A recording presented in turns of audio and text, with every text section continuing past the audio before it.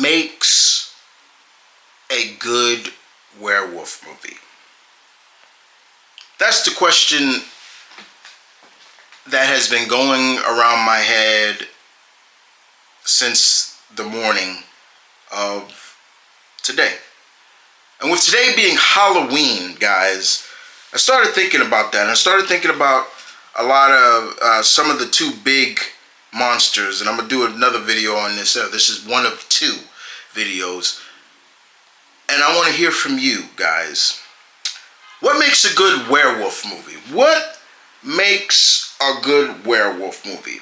I posted a poll on the community feed, and I asked most people, I did a scenario, I said, you're walking at night and you notice something is chasing you. You don't really get to see the assailant until you finally do, and it jumps and attacks you. What is it? I gave a post, werewolf or vampire, it bites you. About 70+% of you said you would rather be bitten by a werewolf over a vampire. Okay. But what makes a good werewolf movie? And with Blumhouse's Wolfman coming out soon, there's a lot of speculation and a lot of people not so thrilled about the design of this new said werewolf. Now, over time, we have seen many different designs of werewolves, whether it is from my era, which was the 80s, which was more practical, over digital or CGI, and then later on, we started to see more CGI to save time instead of using more practical effects. And some have hated it, some have not. And if they do go practical, they don't go fully transformation. They just have maybe the sideburns of the wolf. Maybe their upper brow is elongated. Their noses, their ears are more sticking out, and they got the teeth. A prime example of that is the MTV's TV show Teen Wolf. They went that route, which was a great show. Loved that show. But what makes a good werewolf movie? Going back to the original from the 40s, I believe, I love the Wolfman. I've always loved that. The Wolfman is I believe my number one favorite Universal monster. Next would be the Gillman, creature from the Black Lagoon. But in that movie, the one thing that I always say that definitely does make a good werewolf movie sometimes is the whole concept of remembering that this is a curse. This is a curse to a degree. More importantly, that the said person that is getting bit by most time a previous werewolf, they're just a normal guy. You're not supposed to hate them. You're supposed to feel bad for them. And in that original movie, you felt bad for him. You okay, he didn't ask for this. That's number one. Sometimes we have to look at that to a point of view. That's one, in my opinion, that makes a good the sympathy value. You're looking for that sympathy value. If it's a douchebag or a dickhead of a character from day one, and he gets bit and he's starting to change and he's hurting people, I'm not feeling for him. Going back to that, what did I just say? Feeling for the character. Another good movie with a werewolf, American Werewolf in London. We felt bad for him. We're not supposed to hate him. The only thing that some people say we hated on is that he tried to continue to live his life even though he could see the ghosts of his dead friend who he killed as a werewolf, telling him, you got to kill yourself. Every full moon, you're going to go out and kill somebody. And what happened? He was going on a killing spree in London every time he turned. Probably one of the best transformations ever. Got to put that in there. But still, we fell from it. Even at the end where he's cornered in the alley and I'm forgetting the nurse's name that he fell in love with. You know, she sees him and she kills him. And he, of course, he turns back into the man that he used to be. Those are some points of view that I'm always looking for that sympathy. So that's definitely one. In terms of make a good werewolf movie. Another good is setting. Setting does play a good point of view of a werewolf movie. If you are fixated on having a werewolf movie based in a big metropolis city, let's say for example, New York, for example. I'm in New York, so a werewolf movie based in New York, it could still be good, but you also will have trouble, especially if it's a modern take. It could be trouble. So I always love werewolf movies that are based on more they're in like small towns or they're in small like northwestern, southwestern town, something like that. Somewhere where you may likely see a wolf around. Those also play a big factor in me. So setting also, time period also. When it comes to a werewolf movie, for me, I would definitely say, in general, when you look at most werewolf, they try to base it in the time that it happened. The Wolfman is a good example. Even 2010 remake of Benicio del Toro and Sir Anthony Hopkins, that took place in the 1800 London. Perfect. And I love that design because that was more practical. That was Benicio del Toro in makeup, and because I watched the whole behind the scenes and seeing how he walked, everything. They had stilts for him, like he would walk on stilts, but it was great. That gave me applause for that.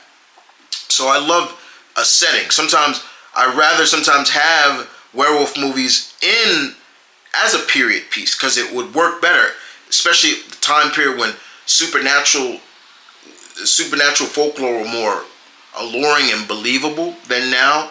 But I'm not saying that it's a bad thing because I love, one of my favorite werewolf movies is Dog Soldiers. That takes place modern time. You got a group of SAS soldiers training in the Highlands of Scotland, and they are surrounded and they become hunted by a family of werewolves, and they are pushed further and deeper into the woodlands of Scotland, which it was all part of the plan, of course. And then we see them stuck in the house and they're trying to keep themselves alive. One of their comrades has been bitten, all the things like that. So it worked. Dog Soldiers is great, just how they used the setting, the environment, and of course a lot of practical effects. You had these wolves, these were people in wolf suits, but they were huge, and that's another thing I love about a werewolf movie. So setting, location, and time period as well. What also makes a good werewolf movie, in my opinion,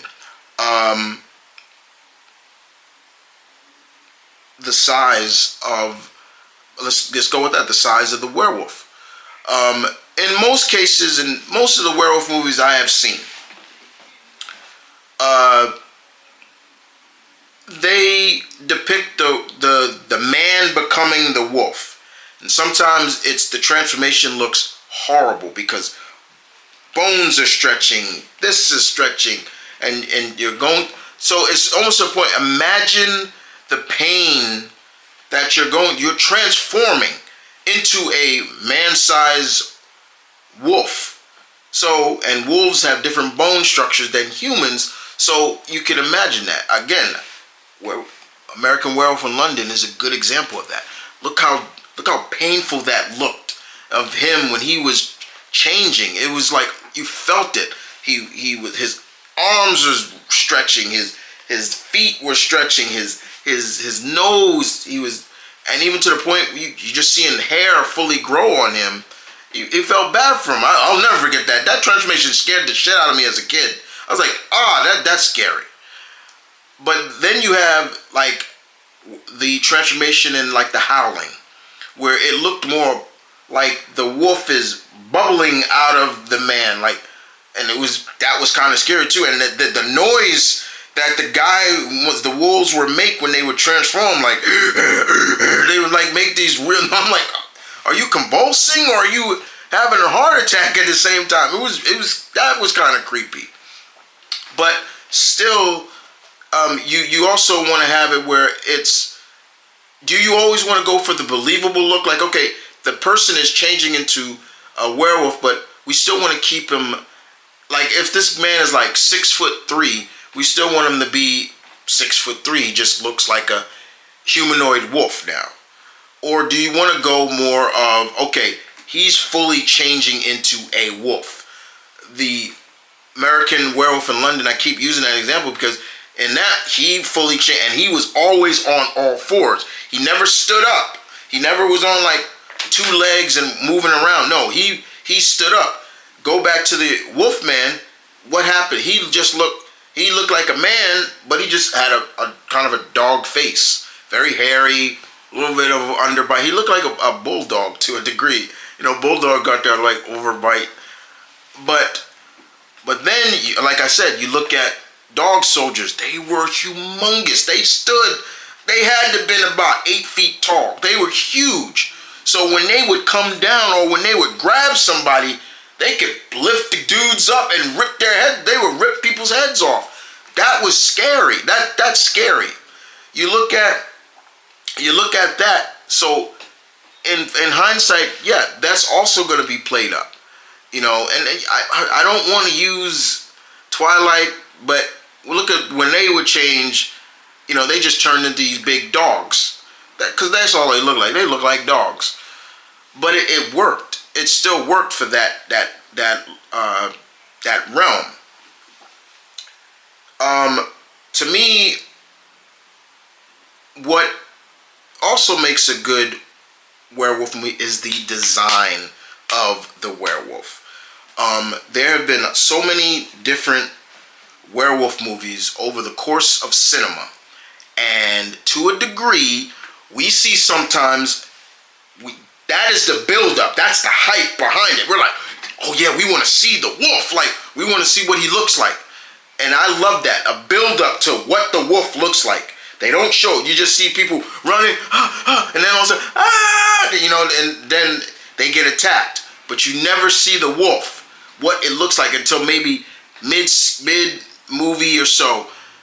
And I use that as an example because it was already showcased what the Wolfman is going to look like in the new Jason Blum and Lee Winnellow's movie.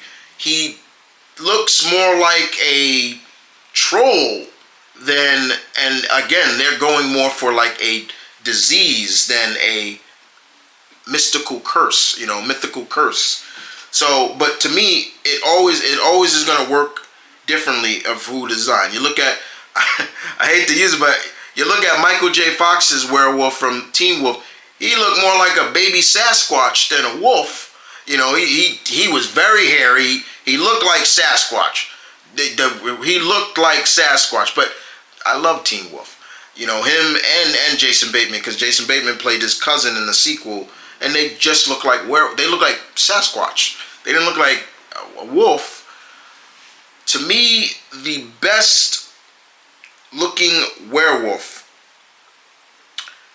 in cinema, as much as I preach about practical effects, the best werewolf using CGI is the werewolf from Van Helsing.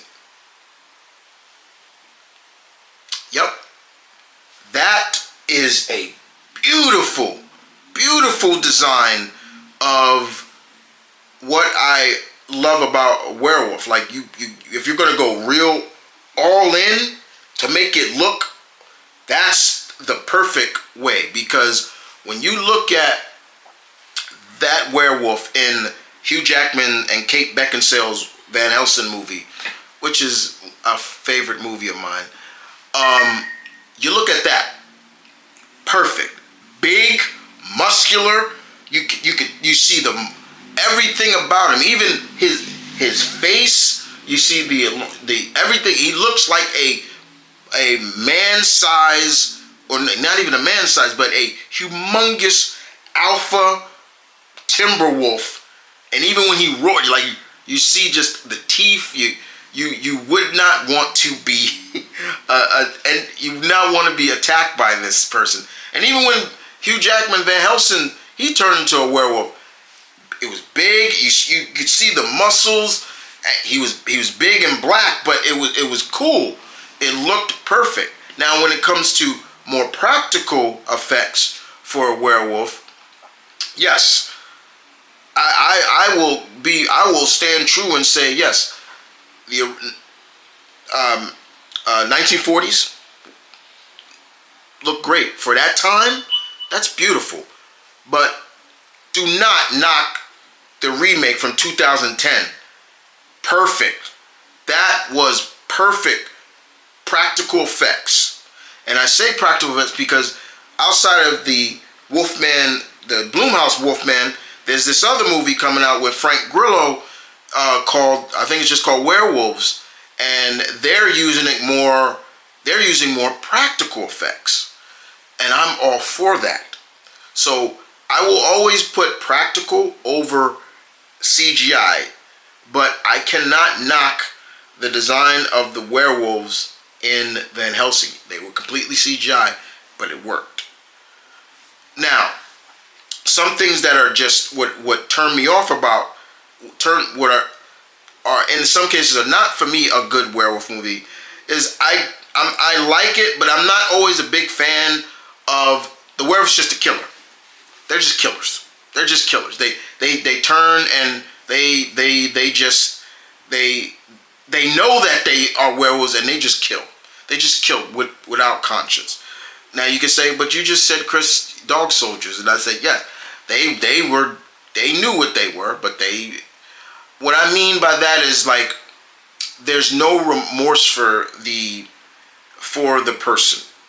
And there's been a couple of movies that over the time where the werewolf, like there was a movie, I forget the name of the movie full run, but the werewolf movie was showcased through the eyes of a dog, a family dog, and the father was a werewolf, and he just killed, like, but the dog knew, and things like that. I think the dog's name was Thor too, but I'm always not a big fan of that.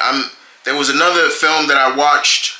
I think it was a British film, and the werewolf. Most of the setting took place on a train. Their train got derailed or it broke down, and it was all just these wolves got on board this train, and the design was ugly too. I hated the design, but yeah, when it's just like that, I've never been a big fan of that. I've always been a big fan of werewolves. They understand what they are, and they're trying to control it.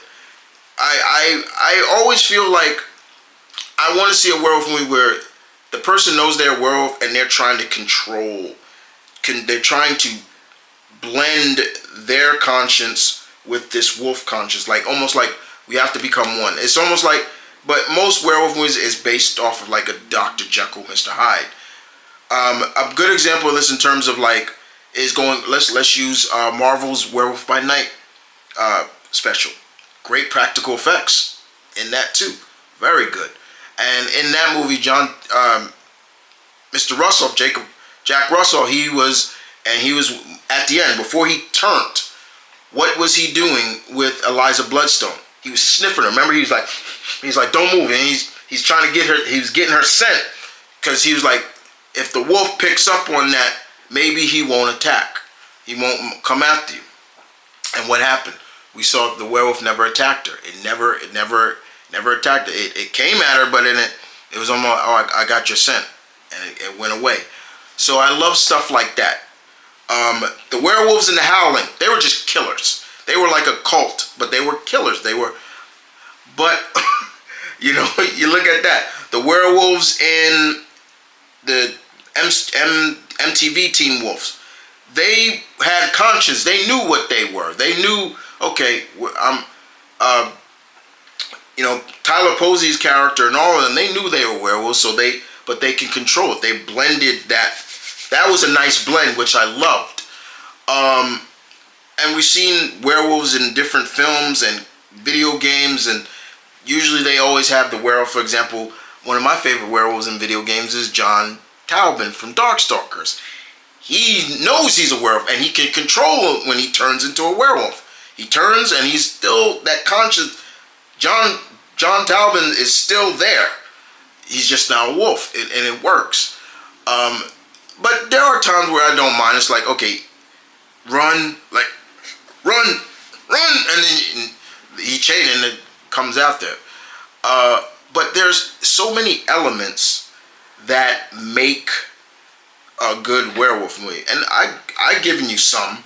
To me, setting, the time, the character. You gotta either you feeling for this character or not. If this character is a complete ass and he or she gets bit and turns into this werewolf and starts running amok, are you caring about this character or not? With this new Wolfman movie, as much as the design of it don't look right, we are still supposed to care about this guy, because this guy is a father and he's going through this changing, and he's got his wife and his little girl in there with him, and you're like, okay, what is he going to do to these people when he fully is changed? Will he be able to stop himself, or will his family have to put him down? That's the key. And I'll end it with this. This is something, and it came from the Van Helsing movie. It's a line in that movie that I really, really love. It's when Van Helsing goes back to the Vatican, and he's basically, because in that movie, Van Helsing was like the most wanted man in Europe. There's posters of him everywhere, wanted, dead or alive, and he's looked at as a murderer. And I love when he says to the, I don't think it was the Pope, but it was somebody from the Vatican, basically him saying, to you, these men, these are just monsters that need to be dealt with. But I'm the one that's there. I'm the one that's there when these monsters change back into the men and women that they were before. I'm the one that has to watch them basically die as human again. I love that line because it makes sense. And most of the time when we see, if it does come to that, the werewolf needs to die and a loved one has to kill him, it's you feel for it, but you also see sometimes the character even tells them before they're dying, like, thank you, and dies in their arms or whatever. And those are always the ones that get me. But I love a good werewolf movie, and I'm hoping that these next two werewolf movies that are coming out hit. I hope in Blumhouse the Wolfman does well, despite what he looks like. But outside of that, yes, these are some elements that I feel make a good werewolf movie. Stay tuned, guys, next, because I will give a thought on what makes a good vampire movie. With that being said, guys, as always, this is Mount Vernon Kid saying peace, one love, stay tuned, keep it real, guys. Happy Halloween, and I'll see you guys next time. Deuces.